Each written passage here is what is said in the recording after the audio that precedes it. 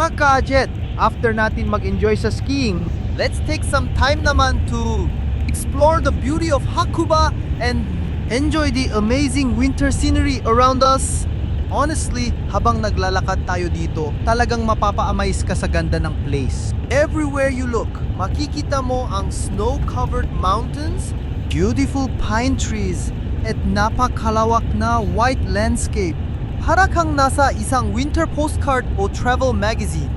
One thing na talagang nagustuhan ko dito sa Hakuba is the peaceful atmosphere. Kung sanay ka sa busy life sa city, ibang-iba ang feeling dito.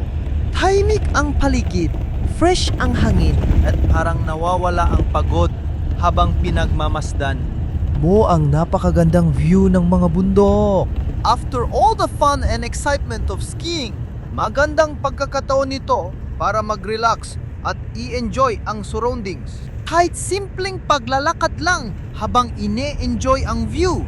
Sulit na ang experience. And the good thing is, kahit hindi ka marunong mag-ski, marami ka pa ring pwedeng gawin dito. You can go sightseeing, take beautiful photos, enjoy the mountain views, or simply relax and appreciate nature.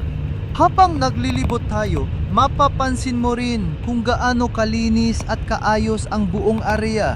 Talagang well-maintained ang paligid. Kaya, very comfortable para sa mga visitors na gustong mag-enjoy ng kanilang winter vacation. One thing that really impressed me is how beautiful the mountains look during winter. The snow creates a magical atmosphere na mahirap i-describe sa camera. Iba pa rin talaga kapag personal mo itong nakikita. Habang nakatingin tayo sa mga bundok at sa napakagandang paligid, mapapaisip ka kung gaano kaganda ang kalikasan at kung gaano kahalaga na minsan ay maglaan tayo ng oras para mag-relax at mag-enjoy. For me, that's what makes traveling special. It's not just about the destination, but the memories and experiences that you bring home with you. And Hakuba definitely gave us an unforgettable experience today. So if you're planning to visit Japan during winter season, I highly recommend adding Hakuba to your travel bucket list. Whether you're a skier, a snowboarder, a nature lover, or simply someone who wants to experience snow, there's something here for everyone. Trust me, once you see these beautiful snow-covered mountains with your own eyes, maintindihan ninyo kung bakit napakaraming tao ang bumabalik dito every year. And that's it for our Hakuba adventure, mga ka-ajet. I hope na-enjoy ninyo ang pagsama sa amin today, and hopefully nakapagbigay ito ng inspiration para sa inyong future travels here in Japan. Thank you so much for your continued support sa Ajet TV Vlogs. If you enjoyed this video, don't forget to like, share, and subscribe. Hit the notification bell para updated kayo sa ating next travel adventures. Maraming salamat sa panonood. This is Ajet TV Vlogs signing off. Stay safe, keep exploring, and see you on the next vlog. Bye-bye mga ka-Ajets!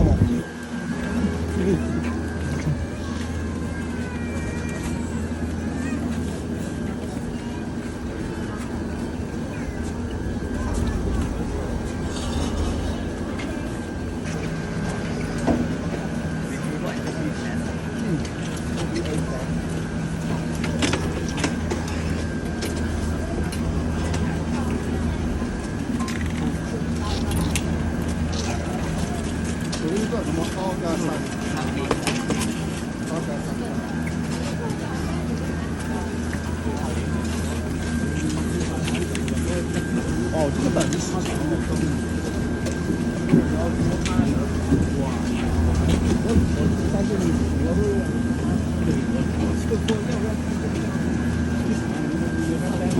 不是日常灵活这个啊？那主要都是那个山太阳下山了。还是小的？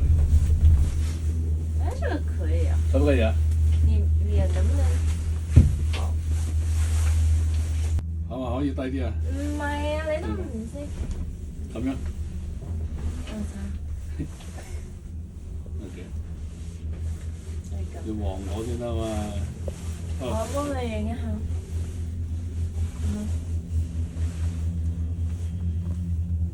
呢個你啱啱有影咩？